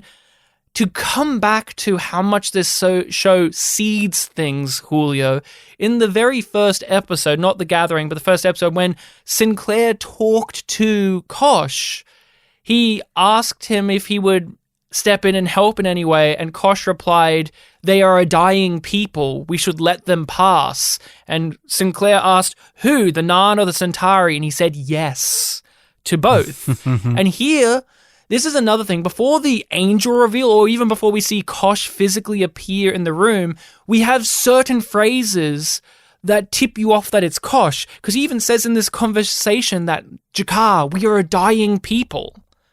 If we and the Centauri keep doing this, we will pass. We will fade away. And I remember when I was watching that the first time, that tipped me off. I go, oh, this has to be Kosh, because that was such a memorable quote from season 1, of such a memorable interaction of, who, the Narn or Centauri? Yes. And here it is with Kosh stepping in to say, G'Kar, straighten up. Some must be sacrificed for all to be saved. And then he flies away as an angel, which that was when you really know for sure that is Kosh, because we know that's what Vorlons appear to be to people. And then obviously at the end we do see it's physically Kosh in the room. And this sets G'Kar off on where he will be. G'Kar has a religious awakening. He has a spiritual awakening, and his worldview is changed. He will carry this mantra for the rest of the show. He will help the Earthlings separate from Earth, because his people must be sacrificed if all are to be saved, not just Narns, everybody. Yep. And that is just such a powerful message, and it's here that it really launches off for this character. He's realized something that other characters have already realized and other characters have yet to realize. Julio, what was your overall reaction and thoughts to this? Well, it was kind of like what I said earlier, right? This is a moment where you feel like, where G'Kar's path is going to take him. And granted, I also felt that way when he rose as this rebellious figure, against the Centauri Empire. So there's no telling. Of course, the show could have thrown me yet another curveball later in the season, have him renounce religion or be disillusioned or something. But I remember feeling it, in the first watch. I'm like, oh, okay, I get it. So it was all so we could lead to this place where this character that was a certain way for the past couple of seasons is going to be now this kind of enlightened figure. That's the role that he's going to be playing now. And I wasn't sure how that was going to work with everything that was surrounding him. It's like, what are they? I wasn't sure if they were turning him completely into this kind of like, I don't know, Gandhi-like figure that was going to be imprisoned for the entire season and just kind of preach from there, or if he was going to have a more active role at some point, because they gave him 60 days, which is, maybe a couple episodes. Yeah, it's like 3 episodes. It's also like for the serious assault of 2 ambassadors and breaking in and sort of kidnapping Londo because like he took him against his will, yeah. Yeah, like they aren't in his little house. They're in Londo's house. First time offender. Place. He trashed the place entirely. Oh yeah, it's just like it's it looks like a fucking mess. Yeah, it does not look. Does not look like his quarters anymore when like Kosh is leaving. So you were aware from the get-go, like, oh, okay, this is going to shift the character into a different avenue. You weren't too sure how you're going to feel about where that was going to actually lead, but you were aware, okay, this is them saying the character can no longer be what they've been. They need to change. They need to adapt and evolve into something else. But how did you feel about it in the moment and the kind of ongoing reveals of who is pushing him to be this way? I mean, I bought it. I because that's the thing. For such a fundamental change to happen to the character, you have to create the set of circumstances that's going to do that. And one, him having this sort of transcendental experience inside Londo's mind. I mean, that certainly fits the bill. And then by season 3, of course, you're just used to Kosh and the Vorlons being behind the scenes on almost everything that's happening. To one degree or another in Babylon 5. So, yeah, that was one of those. Of course, I did not catch it the way you did. I know I figured it out when I saw the angel, when he turned to the angel. I was like, oh yeah, it's like Kosh. And then, of course, the confirmation that Kosh is there. But I was like, now, of course, at the time, I'm like, I don't know. Like most of the things concerning the Vorlons, like, I don't know what they're doing this, but that's their thing. They do things. And they're even worse than best. They have their reasons. Yeah. But you didn't know what those reasons were when you saw this. But isn't it weird that you did accept it, though, because it's the MO has never changed. Yeah, it's consistent. But you don't know the motivation. Them. Yeah, it's consistent with how they've acted, but at this moment in the show, you don't know why they're acting like this. Right, but I remember I probably told you. I'm sure we've had this conversation at some point where I would tell you that it was all going to hang on when they finally revealed what the Vorlons were up to. Because, yeah, so far you have me, but that means that at some point you're going to have to deliver and it all has to make sense. And it does when they finally reveal what's been going on, what's been dictating their actions. And, but yeah, of course, the storytelling has been solid. So you just put your faith on JMS and his writers and you're like, okay. Did this raise any kind of questions, though, like this? When Kosh did this maneuver, did you have any kind of lingering thoughts of him doing this action, or did you just accept it and go, oh, I'm sure the show will explain it? Because at this point, I remember that was my reaction, because the Vorlons just did all this stuff all the time where I just kind of went, oh, I'm sure they'll explain it at some point. Where I kind of got burnt out on even trying to figure out questions as to what is leading up, like what they're leading up to. I remember my one big takeaway, though, which is one of those things where it's like, of course, they've already kind of detailed this in previous things he's done, but I was like, oh, Kosh is telepathic, huh? Okay. Like, that was my takeaway. I was like, oh, of course he's telepathic. Huh. We've never thought about how the Vorlons have telepaths either. Interesting. Like, it was something I never really considered, but was there any kind of lingering things that this brought up for you? No, I mean, I'm pretty sure I stopped trying to figure out what the Vorlons endgame was. I don't know, maybe by season 2, if not earlier. Because it's one of the things that you just realize that you're not meant to figure it out. This is, it's one of the things where you're going to see them do things and ideally it's all going to make sense in the end. So I had that attitude of like, all right, this happened. It tracks with the way they've been acting. It's the kind of thing they would do. And, Well, let's see what it all means when we finally get to it.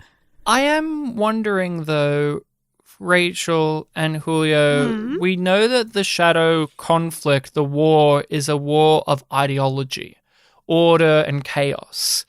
And there's many threads in the show that show us that the Vorlons and the Shadows have interfered with the younger races to prove their point is right.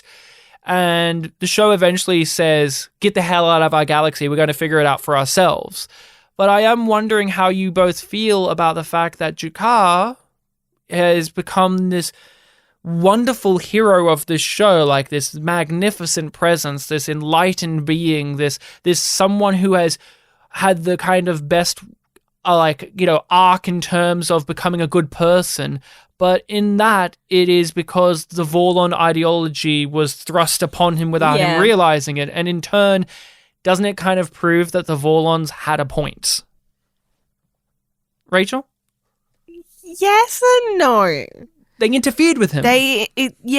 And there's no way to untangle the fate of the species in the galaxy with the Vorlons and with the Shadows, because they're just too involved with each other for you to adequately do that.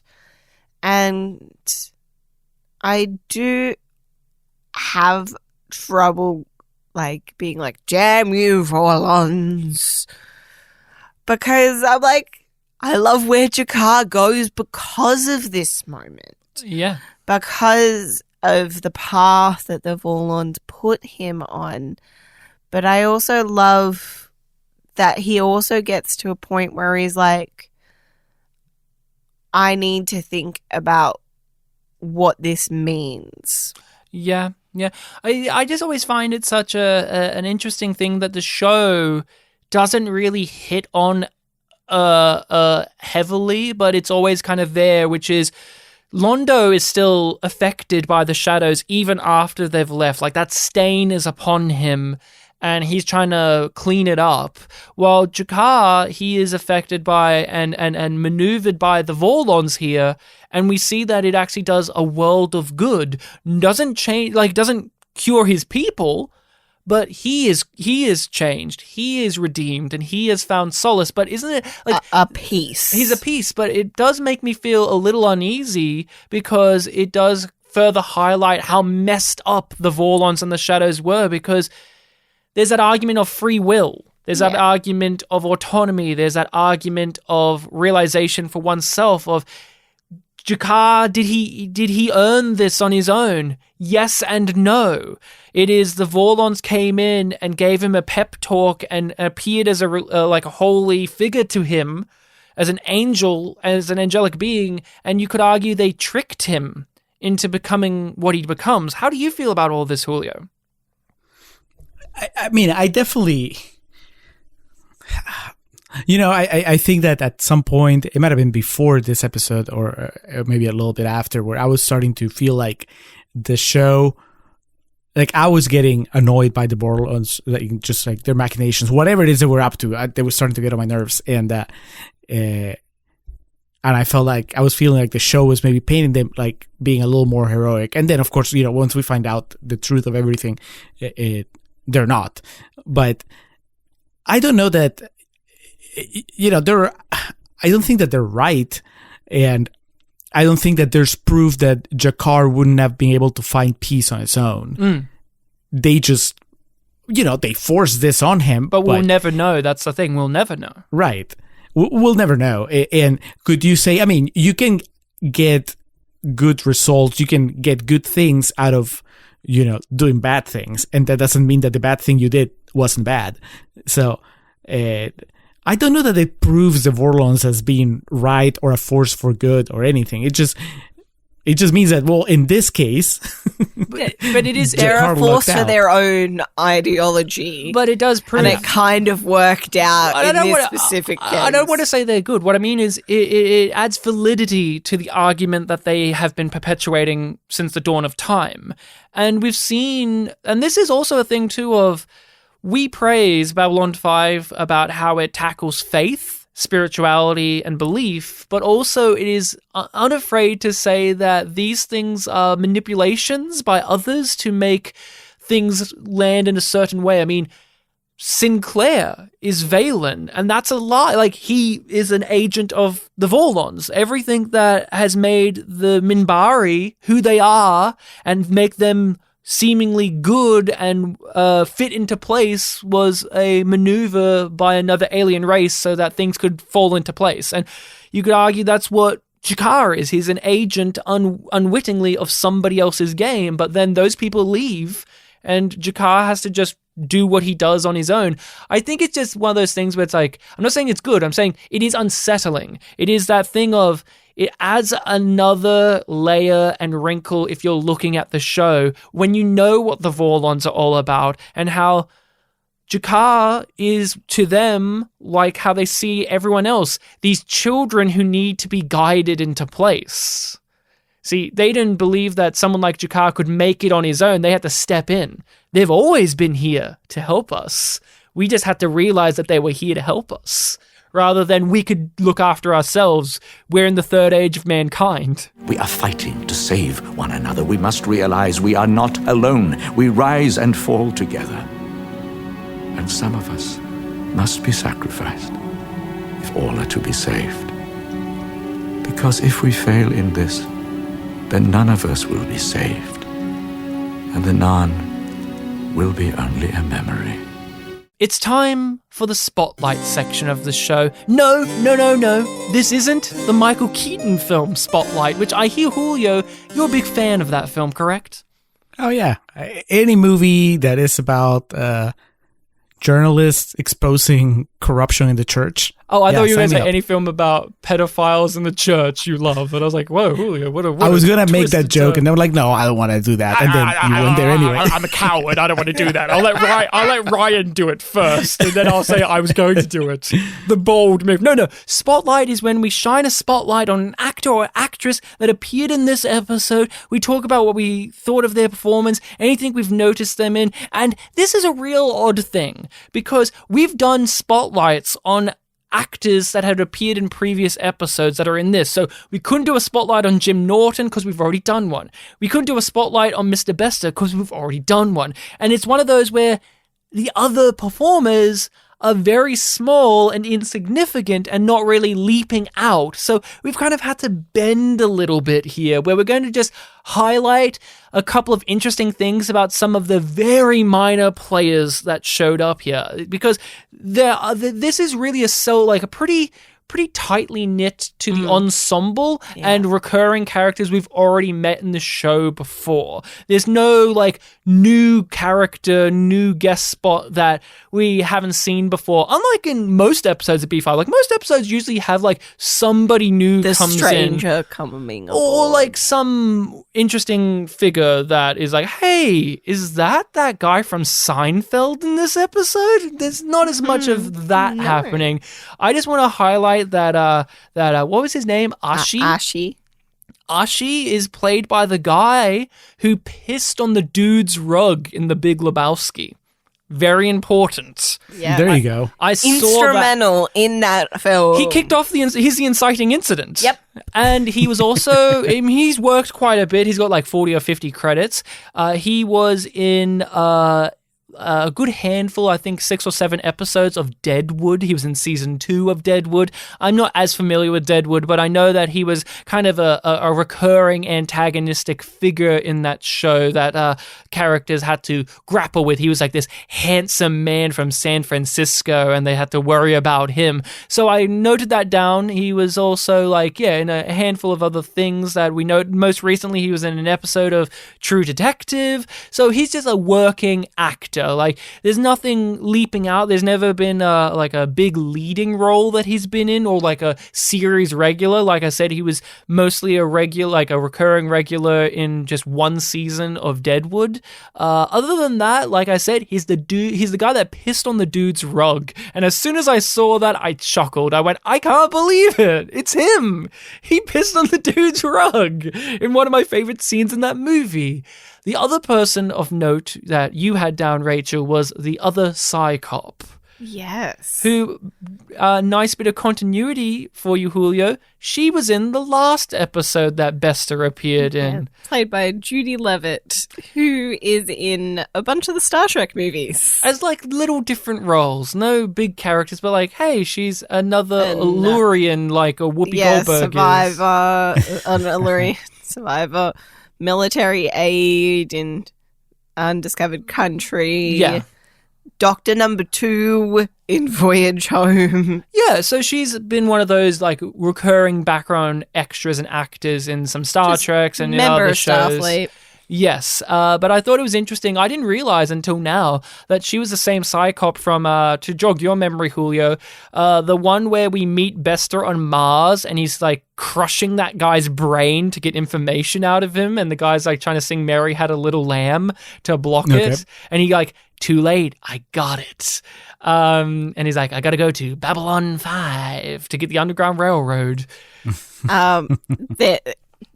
Another one to add to the list is the other doctor that Franklin had to barks at. Well, Franklin's on edge. He's got a stim addiction, and also Bester's here annoying him. Gwen McGee. Even he wants to wound Bester. And there's two things that I just want to note. The first is, like, just because this is a ridiculous title for a movie, she is in A Grandpa for Christmas. A Grandpa for Christmas? Yep. Is she the grandpa? No, she's not, funnily enough. Is she the Christmas? Let me see who is the grandpa. If it's Bruce Boxlight now, I'll fall off my chair right now. I think it's Ernest Borgnine. Ernest Borgnine, Oscar-winning actor. Ernest Borgnine, I love Ernest Borgnine. Well, he's not listed as grandpa. He's listed as Bert O'Reilly. I imagine it's Ernest. But Borgnine.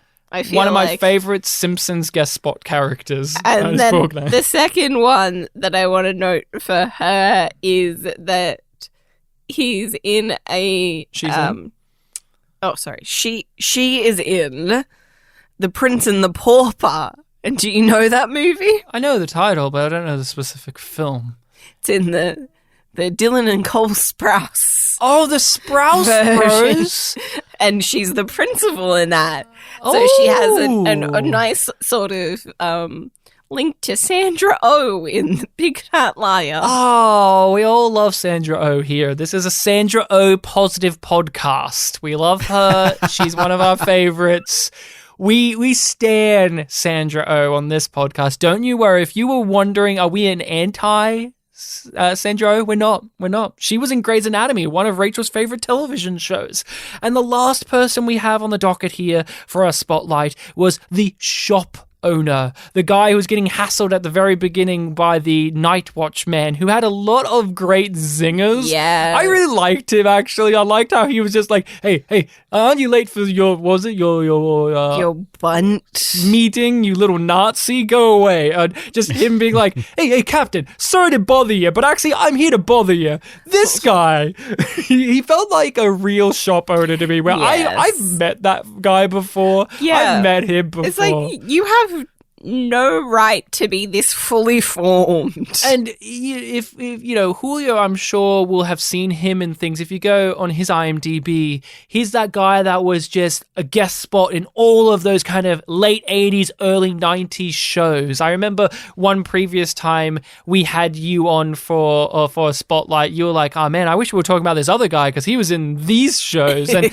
this is this type of actor where he was in like just a bunch of things. He only died like a few years back, but 2014. So yeah, he was just in a ton of things. Like you know, name a show, he was probably in an episode of it here and there, like Babylon 5. He did a pretty solid stint on Days of Our Lives as well. Days of Our Lives, yes, and Night Court. And Night Court. I noticed he was a recurring in Night Court, which gave us Brent Spiner, Data himself. Was in Night Court a lot. And everybody's favorite actor, John Larroquette. He also voiced random characters or did additional voices on a number of cartoons. He was in... Like I Am Weasel. Oh, yeah, I know I Am Weasel. One thing that is important to note is he was in an episode of Hill Street Blues, which is important to Babylon 5 because they often get actors from that, like Londo, Peter Jurek. I thought you were going to link it back to the fact that he is in an episode of Seinfeld. Everyone's in an episode of Seinfeld. I want to know that in the episode of Hill Street Blues it's one of those episodes where it's like, oh my God, so many famous actors are in this. Like Edward James almost is just randomly in that episode too. And I'm like, every time I look at Hill Street Blues, now Julio, have you watched Hill Street Blues? I get the impression that you have. I've seen a few clips of Peter Jurek, just, hamming it up, doing his thing. I every time I read about it, I'm like, should I watch Hill Street Blues? It seems like a rather interesting show. Like I didn't realize until recently that Mark Frost, one of the creators of Twin Peaks, worked on that show as well. So a part of me is like, should we become a Hill Street Blues podcast? I mean, at some point, you're going to run out of Babylon 5 episodes. Yeah, and we're going to have to become Yum Yum Blues. That is all we've got for... No, Rachel, we've got to do Desperate Housewives first. Yum Yum Wives. Thank you. Desperate Yum Yums. With a Danny Elfman score. Yeah, we got to break the sci-fi curse. pattern. Oh, please. I've watched Desperate Housewives. It might as well be science fiction with the stuff they come up with. They time travel in that show. They have a leap forward like 10 years and they have to try and accommodate the idea of what future technology looked like, and it was really funny. Like there comes a point in Desperate Housewives where they're like, oh fuck, all the plots can't work unless we time jump. So they like time jump like 5 or 10 years and they have all these like little touches of like what they've thought future would be, and it's very amusing for a soap opera, for a prestigious soap opera, I should say. But let's get into ratings. We rate on Yum Yum scale, which is yum meaning bad and Yum Yum being good. No half yums are allowed. Still no half yums. So Julio, how many yums do you give? Oh, this is easily 2 yums. It's a yum yum. Yum yum. Yum yum. Yum yum. I concur. It's a yum yum. Yum yum. Why are you laughing? That was easy. There was no controversy. No. Not everything's a controversial statement to make, Julio, but I want to hear what we are going to be talking about. We have no need to be contrarians. You owned him. You grabbed Julio's ass, put it over your lap, and spanked it till it was raw, as red as the cartoon logo they have. Oh man, you got him. Julio died. We're going to hear what we're going to talk about next week, but instead, let's give a eulogy for Julio. Well, I hardly knew you, he was Julio. meant to read it out. Well, he died, so we'll give a little eulogy. Julio, we hardly knew ye, but we knew that you had opinions that were contrarian. And then your co-host Alex proceeded to talk about wrestling as the eulogy. Y'all, let me tell you about this Julio. He was a big fan of, and just name all these wrestlers. I'm not a wrestling guy. I don't know them. I know, I do know one wrestler. His name is Bonesaw. There you go. That's a good start. That's a good start. He fought Spider-Man. JMS wrote How for do Spider-Man. you get better than that? Did JMS write Bonesaw in any of his comics? Did he? Well, maybe they're saving him for the Babylon 5 reboot. Oh, man. Oh, that would be amazing. If only, I think that replaces Walker Smith. Oh, well, I think, yeah, well, maybe another wrestler who's Bonesaw, because I think, I think that wrestler's no longer with us at the moment. Yeah. I'm not Randy a wrestling Savage expert. has been gone for a while. I'm not a wrestling expert, but I want to hear what we will be talking about next time on Babylon 5. On the next Babylon 5. We've summoned the ghost of Julio. We did a seance. Julio's here to read the DVD description. There was a bit of a time jump. We have future technology where we can resurrect the dead. And Larry DiTilio, get out of here. Get out of here. We've got the Julio ghost to read us the description. But Ryan, I got some dust for you. No, not dust. Okay, Julio, what are we watching? All right. So next time on the Yum Yum Podcast, it's episode 7 of season 3 called Exogenesis. An alien parasite that invades directionless humans and gives their lives meaning proves to be an ancient race's way of preserving its experiences. But with that newfound meaning comes a deadly risk. That's a Dun, spoiler. dun, dun. Spoiler! Oh, no! They gave away the twist that they're actually good parasites. Twist! Is this the first Franklin Marcus team adventure? up? Or am I Yes, thinking- yes, Okay. it is. Ooh, if people want to hear my thoughts on that episode early, I actually guest spotted on our friends, the Last Best Babylon 5 podcast. So I actually talked about that a few weeks back now. So if you want to get in early and hear my hot, scathing takes, my before next week, you can do so over there. But in the interim of time, make sure to give Exogenesis a watch, because we will be delving nice and deep into that. We will be like the parasite, wrapping around the spinal cord of that episode, getting all of its experience and talking about it. Julio, it was such a pleasure to have you on. Could you tell us a bit about your podcast and where it can be found?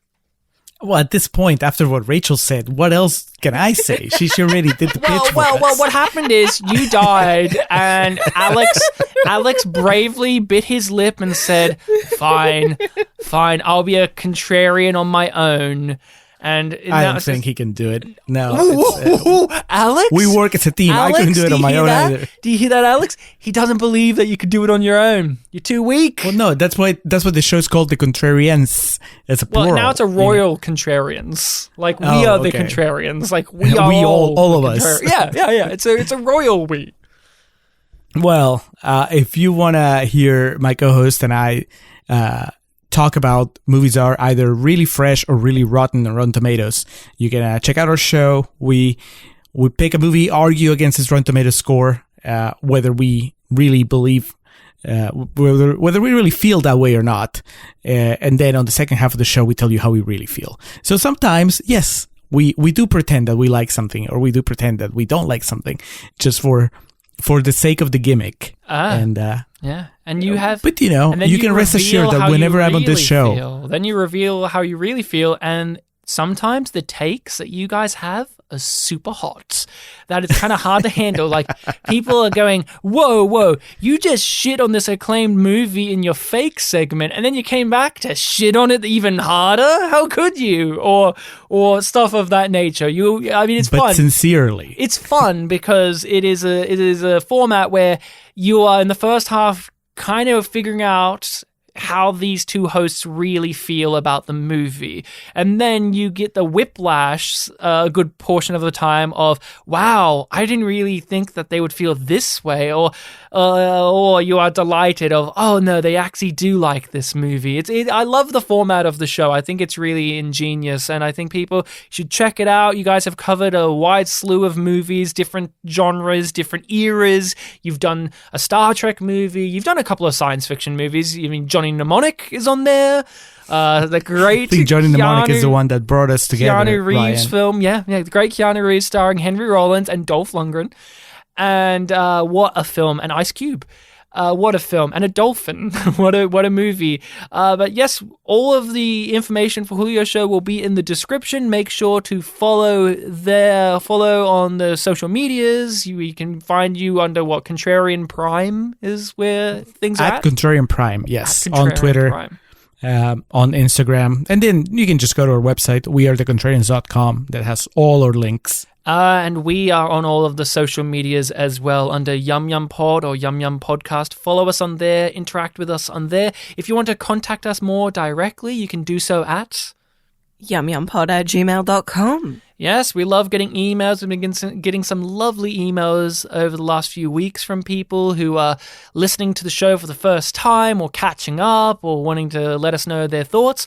Make sure to follow us and subscribe to us on whatever podcatcher you use. We're also on YouTube as well, where we post some little bonus videos that relate to Babylon 5. We put up the trailers to the TV spots for Babylon 5, which Julio, you love so much. You commented one time, I'm like, I love this guy's voice. This guy's voice is insane. And so people who listen to this podcast, if you ever wonder where do I get the clips of the next time on Babylon 5, you can come to our YouTube and see the full TV spots on there. That is all we've got. We have our Patreon. You should come over there and support us. We've got all of this bonus content, and you get to be a part of our group Discord channel, and it's a fun time. If you want to hear our thoughts on Season 2 of Picard, each episode, or Strange New Worlds first season, you can come over to the Patreon and get those episodes. But that's it. Jakar was in full swing here. Full swing. He had the yum yum energy. We didn't even ask who would have said yum yum because we all knew. We all knew it would have been Jakar. I don't know. The drug dealer, had a little bit of YYE. I actually know who else had YYE. Not the drug dealer, but the lab guy that he was talking to. Yeah. The guy who was like, You're still alive, aren't you? The boys in the lab say, hey. That guy had a lot of YYE for sure. Yeah. But Julio thinks otherwise. You don't think it was Jakar? Yeah, Besser. I think almost every line that Besser says to Garibaldi is... Yeah. He's licking his lips energy. every single line and wanting to flick his toupee back and say, yum yum. What? He has a toupee. He admits it. He's bald. Have you ever seen Walter Koenig? He's bald. He wears a toupee for acting like Jimmy Stewart did. Jimmy Stewart was bald. He wore a toupee. What I'm saying is, Jimmy Stewart should have played Bester. That's what I'm saying. Gee, Sheridan. Rachel's gone. She's like a squeaking wheel on a trolley being pushed in a supermarket. I got her. But to end this off, good eating to you, Julio. Good eating to you, Rachel. And good eating to you all. I feel Christmassy now. Like I'm Santa Claus. Good eating to you. Just don't eat more dust, please. Don't eat dust. It's dirty. It gets everywhere. It's coarse and it's rough.